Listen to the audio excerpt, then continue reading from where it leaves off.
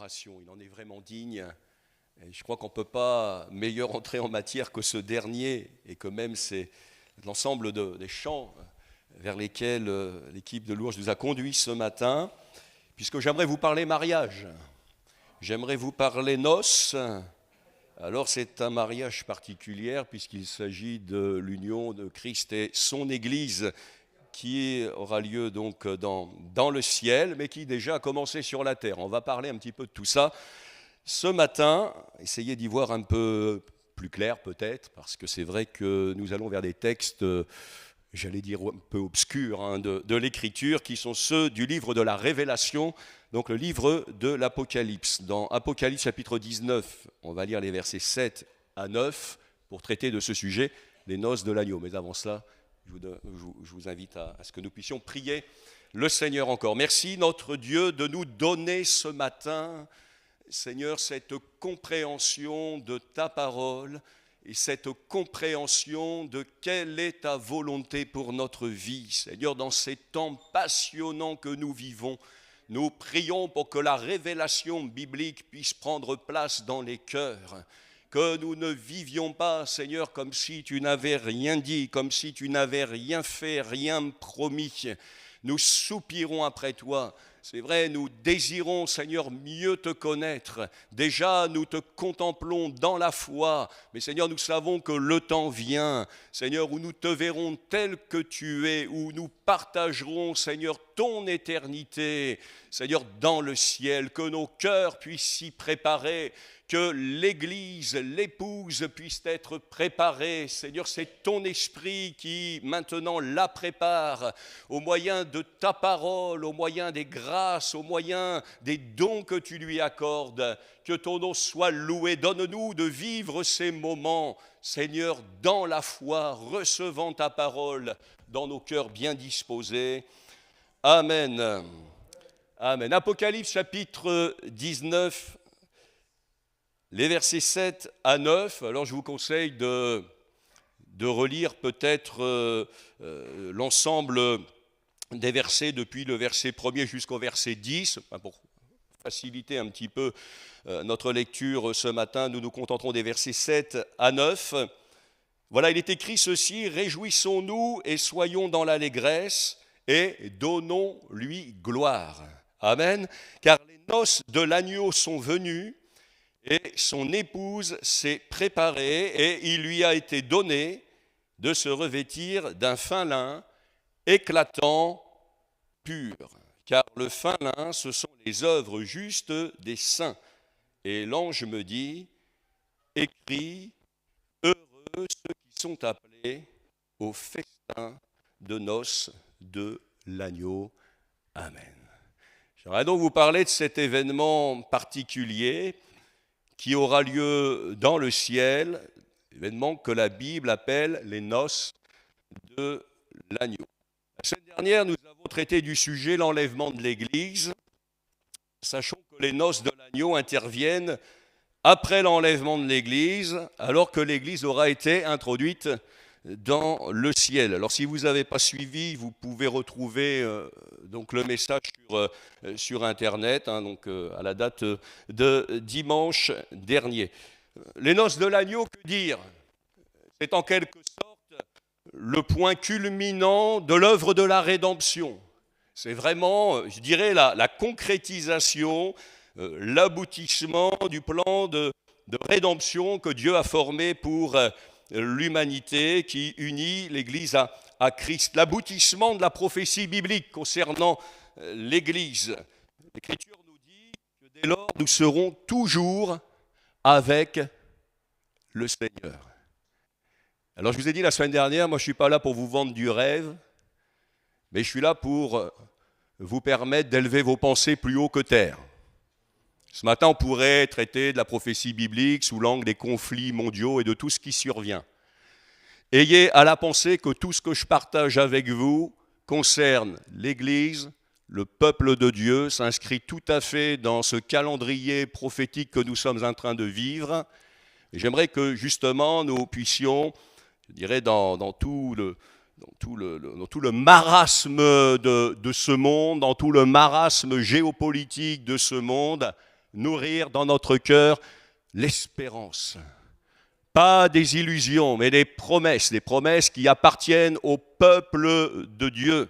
Et il y a un mot qui est important dans ce que nous avons lu ce matin, c'est que lorsque l'épouse va être présentée à l'époux, il nous est dit qu'elle se sera préparée. Son épouse s'est préparée. Il lui a été donné de se revêtir d'un fin lin, donc c'est une image dont nous avons la signification. Je vous ai dit, le fin lin, ce sont les œuvres justes des saints. Le Seigneur, par son esprit, accorde à son Église les grâces, je dirais les vêtements de fête présentement, pour que le moment venu, elle puisse paraître devant lui sainte, irrépréhensible, nous dit la parole. Nous serons toujours avec le Seigneur. L'union, c'est important. Ce que je dis là, nous allons revenir dans quelques minutes. On aura l'occasion de développer. Mais il y a une union qui déjà a été contractée. L'union de l'Église avec Christ. Un engagement que nous avons pris à l'échelle personnelle. Je dirais en quelque sorte un contrat que nous avons signé. Nous verrons que dans ce mariage dont il est question dans la Bible, il est question de contrat. Il est question d'engagement. Il est question d'engagement qui vaut pour la vie. Il est question d'engagement de fidélité.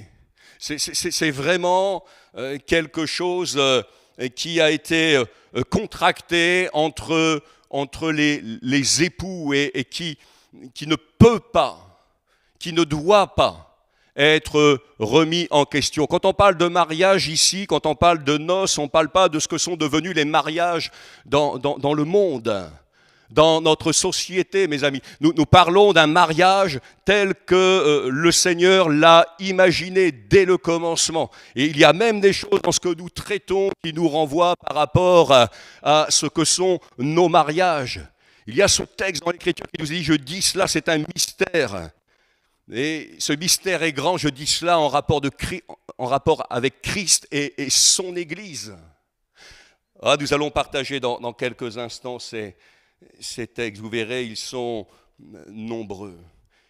Cette union que nous avons contractée avec notre Seigneur sur la terre prendra alors sa pleine dimension quand nous serons avec lui dans le ciel. On est d'accord qu'on vit déjà une relation extraordinaire. Mais quand on sera dans le ciel, on sera entré pleinement dans la consommation de cette union. Pour l'instant, je prends des raccourcis, j'allais dire, c'est chacun chez soi. On est d'accord, les fiançailles, les amis, c'est chacun chez soi. C'est comme ça dans la Bible. On est engagé, on a promis fidélité, on se conserve pur. En vue du mariage, il y a des belles images. Attention, dans la parole de Dieu, il y a des choses quand même très fortes. Et on sait que la fiancée, le fiancé, ce qu'ils attendent, quoi qu'ils soient déjà engagés, quoi qu'ils se soient promis fidélité, quoi qu'ils se soient promis l'exclusivité de leur amour, c'est d'être ensemble. J'allais dire, c'est d'être sous le même toit, c'est d'être sous les mêmes cieux. Ça va ouvrir aussi bien des réflexions, ou peut-être nous rappeler bien des choses. Ce matin, je dis cela par rapport à Christ et à l'Église. Alors c'est vrai qu'un jour, on va partir. Et alors, on va être avec le bien-aimé. Dans l'Écriture, il y a des textes magnifiques. J'espère qu'on aura l'occasion d'aller vers eux. Il y a un livre qui s'appelle Le Cantique des Cantiques. C'est une belle histoire d'amour. Ce n'est pas seulement une histoire. Ça illustre quelque chose. Ça nous parle de quelque chose. Ça nous parle de cet amour fou, j'allais dire, d'une jeune fille qu'on appelle la Sulamite et d'un berger. Et il y a cet amour réciproque. Alors dans l'histoire, il y a un roi qui s'invite, qui voudrait prendre la place. Mais la fiancée, elle n'a de regard que pour son bien-aimé. Et dans la vie quotidienne, alors que nous sommes dans cette attente eh bien, de concrétiser notre union avec le Christ, nous son épouse, l'Église, eh bien, nous sommes aussi sollicités. Et, comme dit l'Écriture, le prince de ce monde, je dirais ce qui pourrait d'une certaine manière le représenter, eh bien, est là comme pour nous détourner, comme pour nous séduire, comme pour prendre la place dans nos cœurs qui appartient au bien-aimé. C'est beau la Bible. Je vous invite à découvrir le message de la Bible. Pas à la manière de la philosophie contemporaine, pas pour discuter, pour essayer de discuter, de disséquer les textes pour leur faire dire ce qu'ils ne disent pas. Il y a un but, il y a un objectif. Et vous verrez que même lorsque, eh bien, il n'est même pas fait mention de Dieu, eh bien, le Seigneur est là et présent dans toute l'Écriture. Nous serons avec lui pour toujours. Le contexte du texte, donc Apocalypse 19, versets 7 à 9, on peut parler de séquences célestes. Ce matin, voilà, moi j'aimerais qu'on puisse avoir aussi notre séquence céleste. Le livre de l'Apocalypse, il faut comprendre comment il est fait. Il y a beaucoup de malheurs. Il y a beaucoup de jugements, beaucoup de colère. Et ces jugements et cette colère qui se manifeste est celle de Dieu qui, à un moment donné, dit stop. Et qui, eh bien, répondra à ces jugements et manifestera sa colère. C'est biblique, ça. Après avoir usé de patience, la Bible dit que Dieu use de patience, ne voulant pas qu'aucun périsse, mais que tous arrivent à la repentance. L'Écriture nous dit que les jours que nous vivons sont semblables à ceux de Noé lorsqu'il construisait l'arche. Noé était en son temps un prédicateur de la justice. Et le plan de Dieu était là, et le plan de Dieu, le moment venu, s'est manifesté. Nous avons dit la semaine dernière qu'il y a un temps de grâce. Et nous sommes dans ce temps de grâce. Et à un moment donné, le temps de grâce, Jésus lui-même a dit, ce sera comme quand Dieu a fermé la porte de l'arche. Et le Seigneur dit, bien, certains seront dehors, certains frapperont à la porte, certains diront, mais oui, nous nous souvenons, nous avons entendu. Et celui qui est à l'intérieur dira, mais vous avez fait votre choix, vous avez eu votre temps, plutôt vous n'avez pas fait peut-être le choix que vous auriez dû faire. Vous voyez, il y a comme ça dans l'Écriture, je disais la semaine dernière, des scénarios qui se répètent.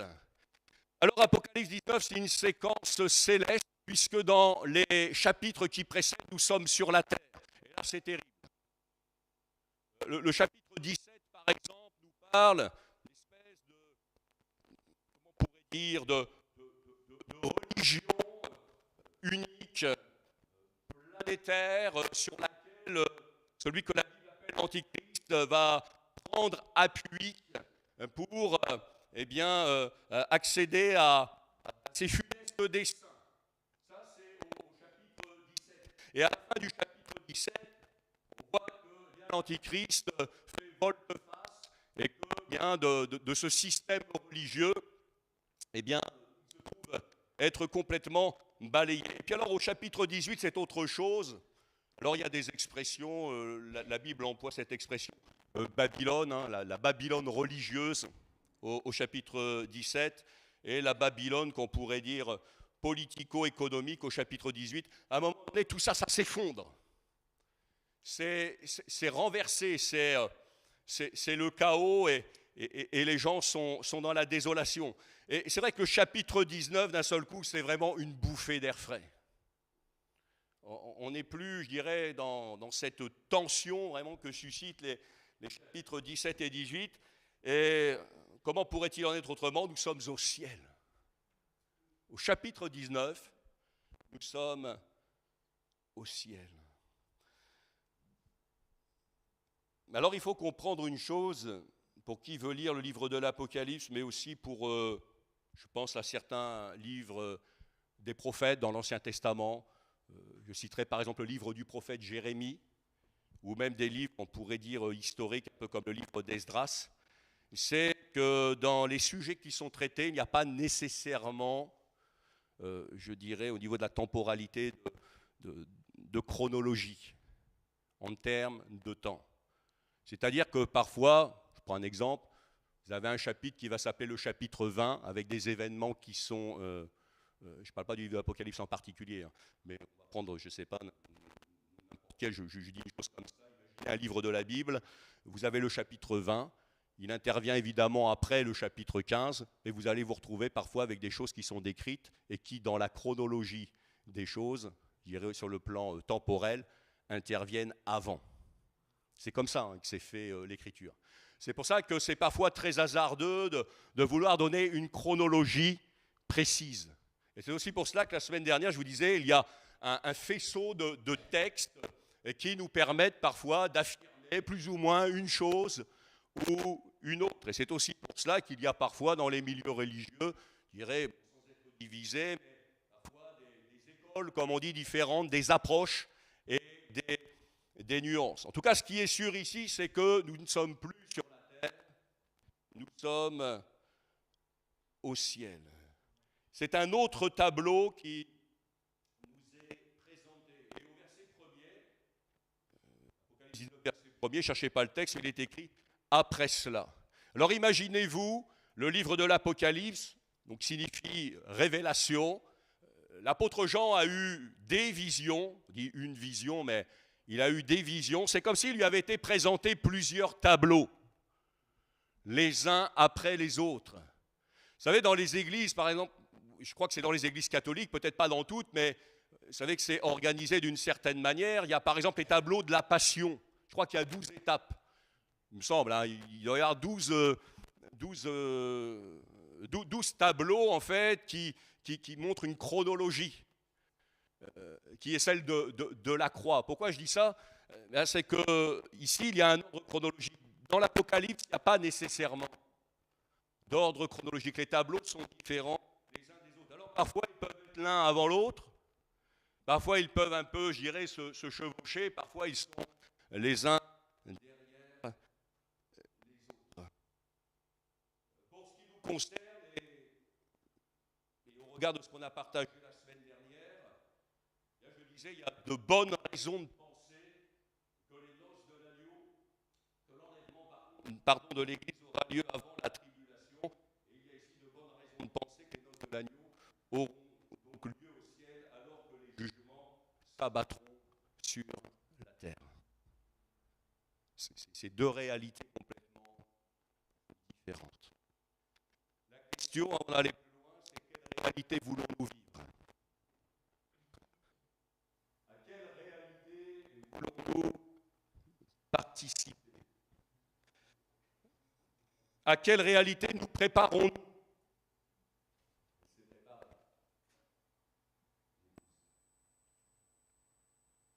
Le ciel, il se prépare maintenant, mes amis. Il se prépare sur la terre. C'est nous qui le préparons. Demain se prépare aujourd'hui. À quelle réalité veux-tu appartenir ? Quelle réalité veux-tu vivre ? Vous pourrez faire bien des commentaires par rapport à l'actualité. Maintenant, c'est toujours dangereux de commenter l'actualité à chaud et de vouloir faire absolument concorder ce que nous savons de ce qui doit arriver avec ce qui se passe dans le monde. Et c'est vrai qu'à cet égard, nous avons besoin... Attendez, rassurez-moi, vous m'entendez depuis tout à l'heure, là.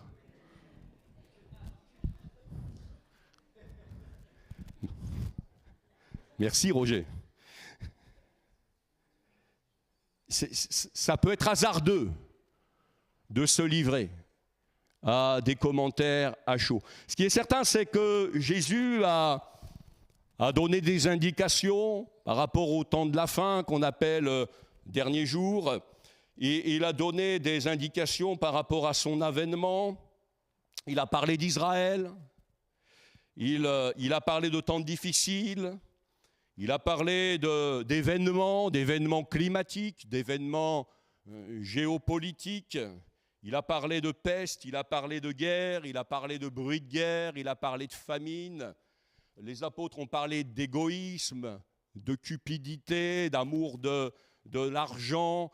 On pourrait parler de quoi? L'internationalisation, la mondialisation. Enfin, tout cela, la Bible en parle, et le sujet à lui-même pourrait, je ne sais pas, peut-être nous prendre une bonne année pour que nous puissions le traiter. Mais ce qui est certain, c'est que ce qui doit éveiller notre attention, c'est ce que j'appellerais la concomitance des faits, c'est-à-dire la superposition des signes annoncés, leur accélération, leur amplification et leur généralisation. L'Écriture emploie une expression intéressante, elle parle des douleurs de l'enfantement. Ce sera comme les douleurs de l'enfantement.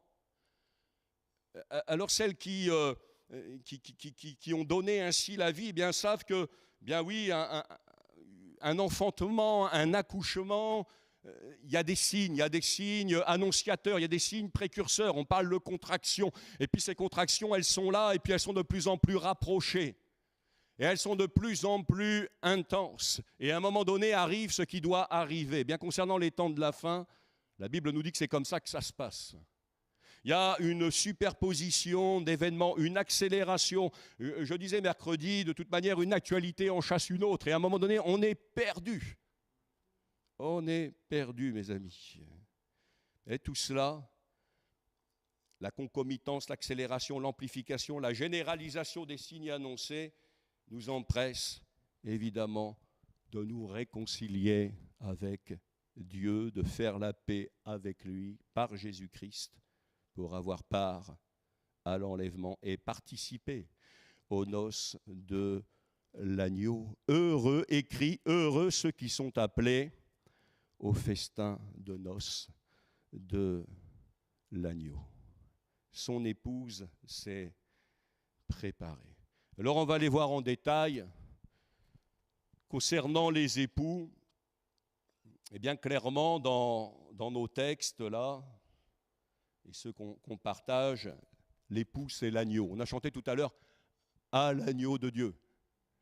Alors pour nos amis qui ne connaissent pas bien aussi le vocabulaire biblique, voilà, l'agneau de Dieu, c'est Jésus. Et mettons-nous à la place de ceux qui n'ont pas, je dirais, de culture biblique. L'agneau. À l'agneau de Dieu soit la gloire. L'agneau. Je sais, c'est évident pour vous, vous me regardez là. Je vous garantis qu'il y a des amis dans l'auditoire, si on leur pose la question, l'agneau, ça te parle, l'agneau? Oui, à Pâques, on mange un agneau. Oui, oui, mais pourquoi? Ça symbolise quelque chose, ou quelqu'un plutôt. Il y a une symbolique. D'ailleurs, ça symbolise quelqu'un et quelque chose. Une personne et une œuvre. Ça nous parle de Jésus. Jean chapitre 1er, verset 29. J'ai écrit « l'époux égale l'agneau ».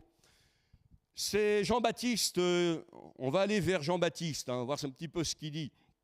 Jean-Baptiste, le précurseur du Christ, dans l'évangile de Jean chapitre 1er, verset 29, il nous est dit « le lendemain, il vit Jésus venant à lui et il dit « voici l'agneau de Dieu qui ôte le péché du monde. Voilà l'agneau de Dieu. » Jean-Baptiste aussi, dans l'évangile de Jean, chapitre 3, verset 29, a dit ceci, « celui à qui appartient l'épouse »,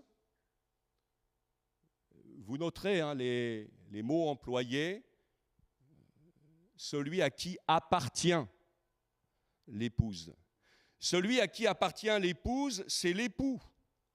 Mais l'ami de l'époux, qui se tient là et qui l'entend, éprouve une grande joie à cause de la voix de l'époux. Aussi, cette joie qui est la mienne est parfaite. Alors l'ami de l'époux, ici, c'est Jean-Baptiste. Et l'Écriture, eh bien, nous parle aussi de ce qu'a été le ministère de Jean-Baptiste, c'est de préparer de préparer au Seigneur un peuple bien disposé. L'agneau nous rappelle le don extraordinaire de Dieu à l'humanité.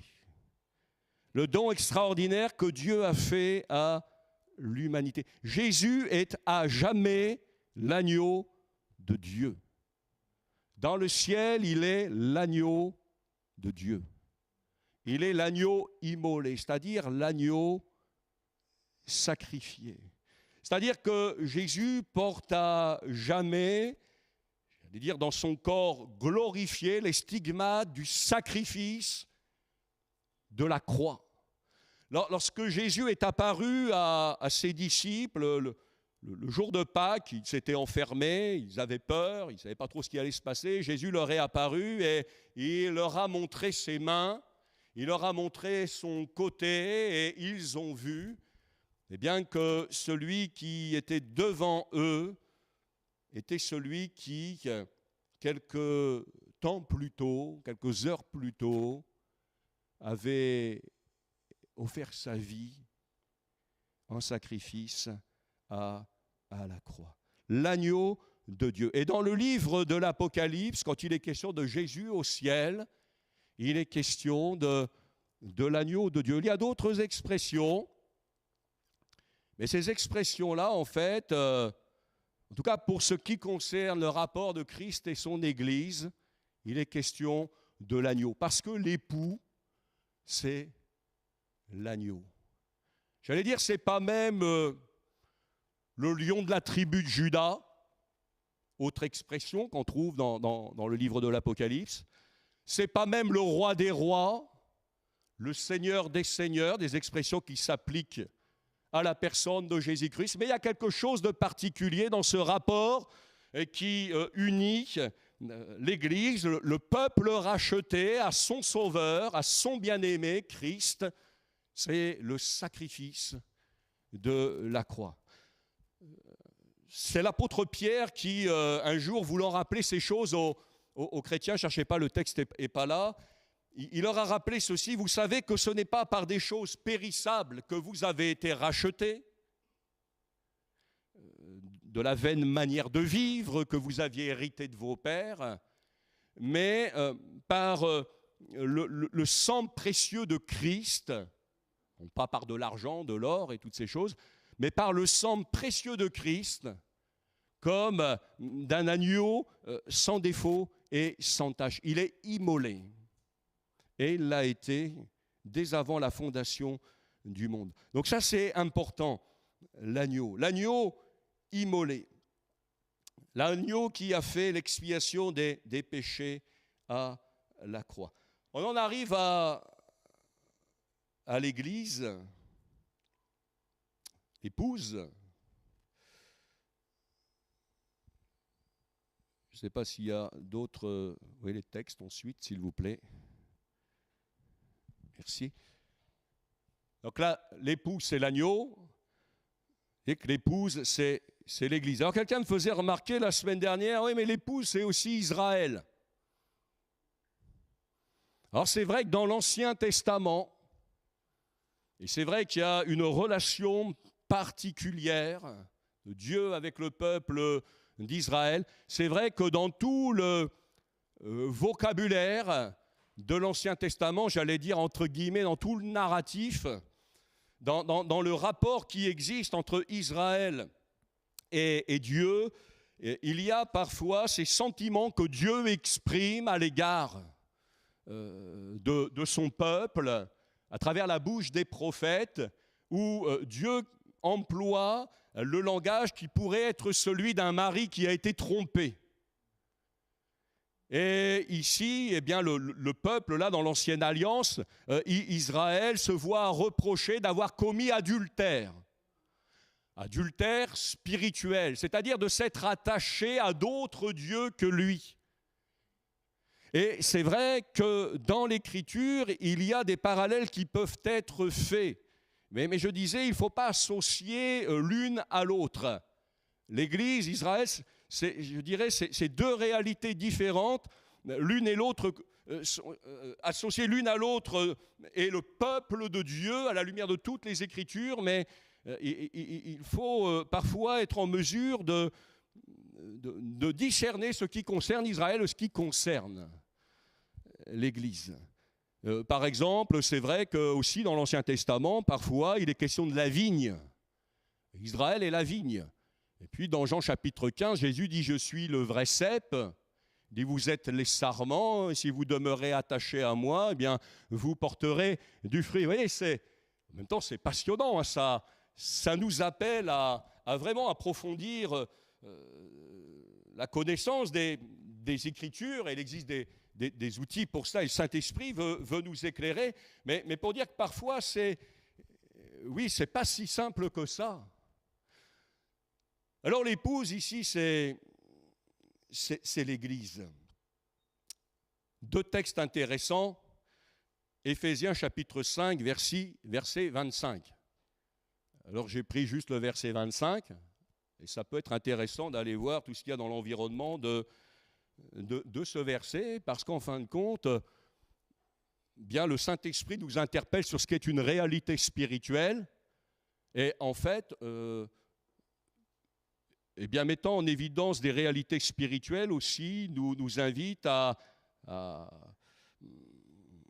vivre ces réalités spirituelles dans notre contexte familial, dans les rapports que nous avons les uns aux autres.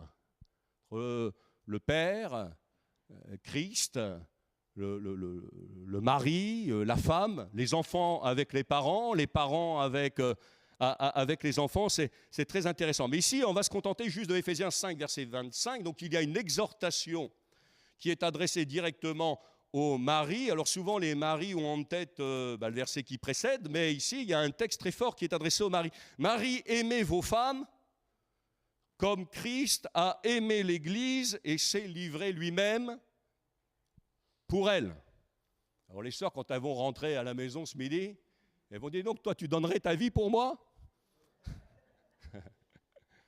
Et oui, c'est ce que dit l'Écriture. Femmes, soyez soumises à vos maris. C'est le verset d'avant. On garde à l'esprit. On n'est pas dans le monde ici. On plonge les regards dans la parole de Dieu. 2 Corinthiens chapitre 11, verset 2. Oui, alors on comprend, un mari aimez vos femmes comme Christ a aimé l'Église. Vous voyez, c'est vraiment, il y a ici une relation, une corrélation qui peut être entre Christ, les maris, l'Église et donc cette épouse. 2 Corinthiens chapitre 11, verset 2. « Car je suis jaloux de vous, d'une jalousie de Dieu, parce que je vous ai fiancé à un seul époux. » On en arrive tranquillement aux fiançailles. « Je vous ai fiancé à un seul époux pour vous présenter à Christ comme une vierge pure. » Comme une vierge pure. Autrement dit, ici, le sujet, c'est qu'il ne faut pas que les fiançailles spirituelles soient entachées par un adultère spirituel. Je l'ai dit il y a quelques instants, l'adultère spirituel, c'est l'idolâtrie. L'idolâtrie, c'est quoi? C'est pas forcément se prosterner devant des statues ou des faux dieux. Alors évidemment que l'idolâtrie, c'est ça. Mais on va dire que dans la pensée de l'esprit, l'idolâtrie, c'est tout ce qui dans notre vie prend la place de Dieu. C'est tout ce qui, à un moment donné, pardonnez-moi de le dire comme ça, a dit comme ça, bon, allez, Dieu, hop, de côté, et moi, je passe devant. Et je prends la place. Et l'idolâtrie, ce n'est pas forcément des choses, je dirais, abjectes en soi, c'est tout ce qui vraiment va accaparer nos pensées, notre amour. Parce que Dieu est un Dieu jaloux. Ce n'est pas moi qui le dis, hein, on l'a lu. « Car je suis jaloux de vous d'une jalousie de Dieu. » C'est vrai que quelque part, les serviteurs, les conducteurs spirituels ont une forme de jalousie. On est jaloux. C'est vrai que on est un peu comme les amis de l'époux aussi, quelque part. On dit c'est vers lui qu'il faut aller, c'est à lui qu'il faut vous attacher. Et puis quand on voit les gens qui tranquillement laissent autre chose prendre la place du Seigneur dans leur cœur, on est là, on est jaloux. On dit, mais qu'est-ce qui se passe ? C'est pas à ces choses-là que je vous ai attaché. En tout cas, j'ai voulu travailler, moi, à vous parler de lui, à vous attacher à lui. C'est ce que veut dire ce texte. Mais en toile de fond, eh bien, il y a malheureusement l'adultère spirituel. Et l'idée, c'est que l'Église, qui est fiancée à Christ, on parle dans quelques instants, puisse lui être présentée, le moment venu, comme une vierge pure. Pas comme, j'allais dire, cette jeune fille-là qui est allée se souiller avant son union.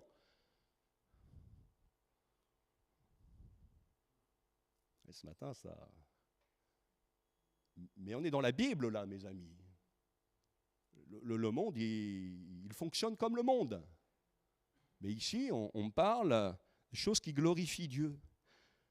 Les fiançailles, on y arrive. Vous voyez, je vous ai fiancé à un seul époux. On vit une période qu'on peut appeler période de fiançailles spirituelles. Les fiançailles, on le sait, c'est un temps de préparation au mariage.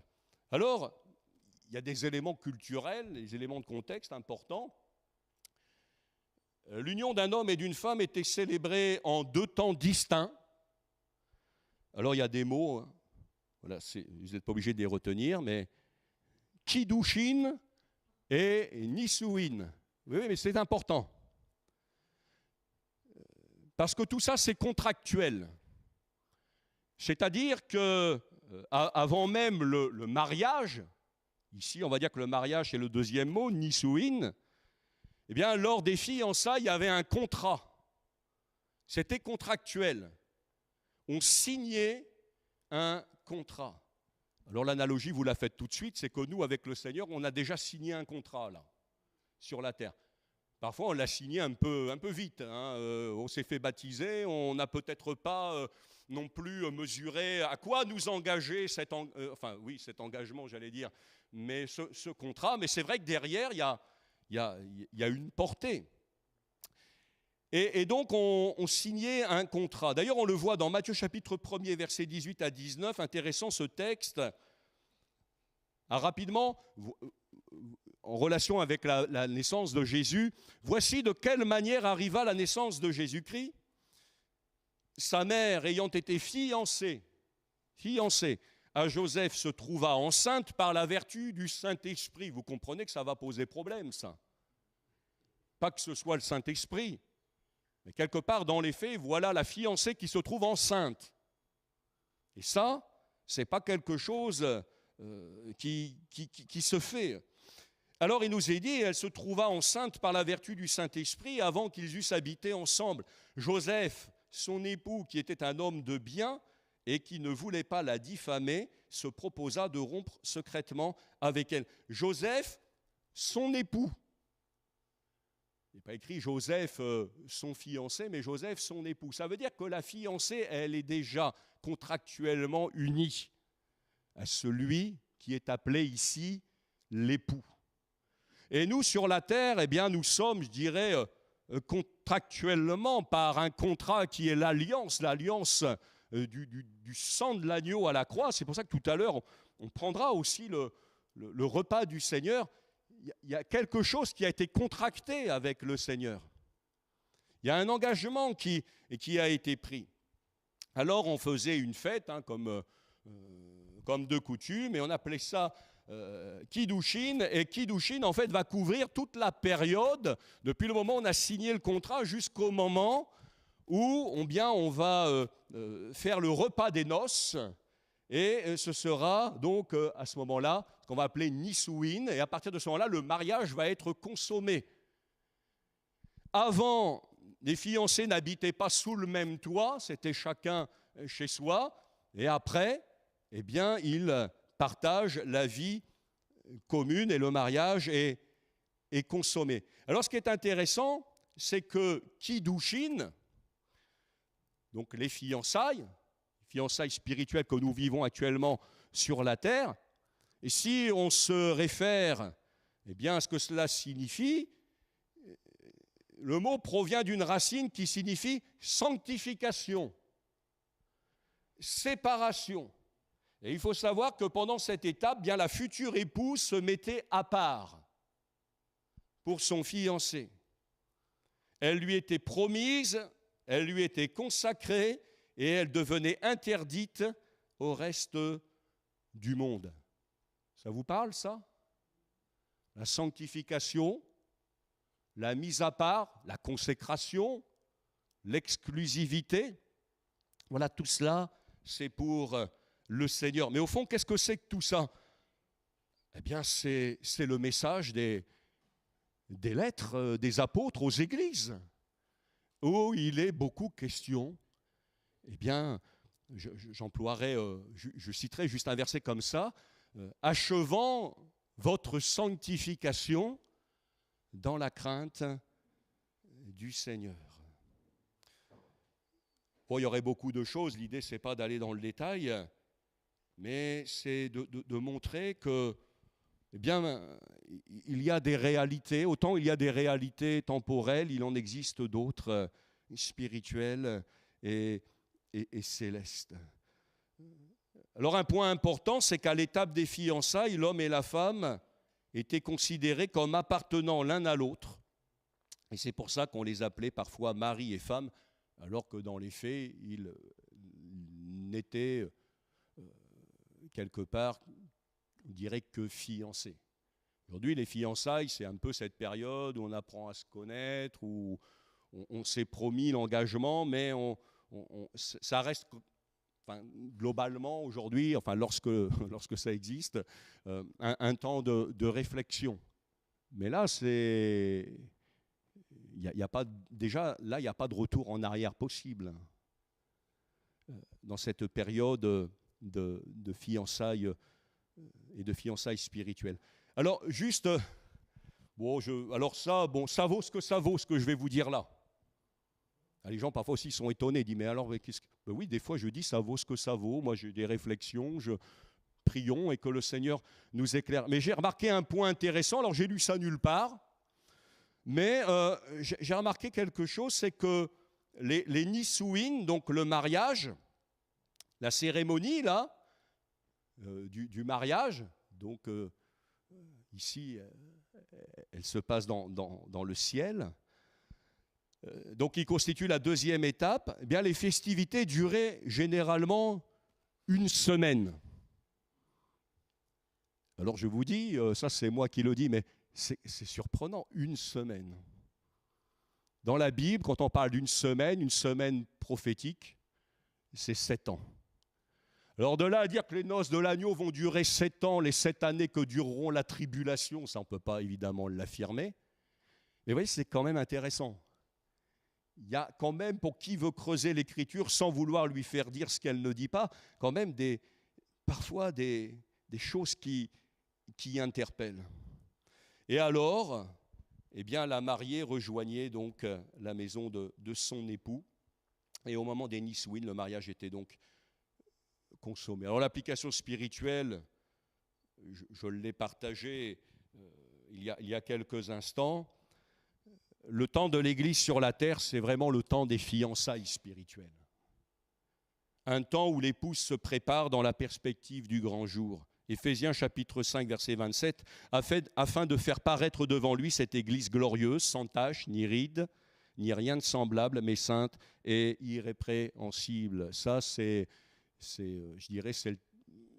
aussi le travail du Saint-Esprit que d'y contribuer. Au ciel, tout est prêt. L'époux est prêt à accueillir l'épouse. Sur la terre, l'épouse achève de se préparer. Son épouse s'est préparée. Il lui a été donné de se revêtir d'un fin lin éclatant, pur. 2 Corinthiens chapitre 7, verset 1er. Ayant donc de telles promesses, bien-aimés, purifions-nous de toute souillure de la chair et de l'esprit en achevant notre sanctification dans la crainte de Dieu. Au ciel, les fiançailles seront terminées. Nous serons toujours avec le Seigneur. Nous habiterons avec lui. Nous habiterons chez lui. Les Kiddushin seront terminés. Le temps des Nisuin sera venu. L'ange me dit, écris heureux ceux qui sont appelés au festin des noces de l'agneau. J'ouvre juste une porte. sans la refermer, mais je conclus. Matthieu chapitre 22, verset 1er. Jésus, prenant la parole, leur parla de nouveau en parabole, et il dit, le royaume des cieux est semblable à un roi qui fit des noces pour son fils. Alors vous allez aller dans Matthieu chapitre 22, pas tout de suite, mais peut-être cette semaine, et puis vous allez voir que, oui, Dieu, lui, de son côté, il fait en sorte que tout soit prêt, mais que les gens, parfois, dans leur ingratitude, disent, mais non, nous, ça ne nous intéresse pas. Heureux, heureux, ceux qui sont appelés au festin des noces de l'agneau. Que Dieu vous bénisse, on prie le Seigneur. Seigneur, je prie pour mes bien-aimés ce matin. Seigneur, que notre cœur s'attache à toi, que notre cœur se détache des choses d'en bas, des choses de cette vie. Seigneur, de tout ce qui nous pollue, de tout ce qui nous souille dans notre esprit, dans notre corps, pour que le moment venu, nous puissions participer avec tout est racheté, Seigneur, à cette consommation éternelle de l'union à laquelle tu nous as appelés. Seigneur, merci parce que tu as commencé ton œuvre en chacun.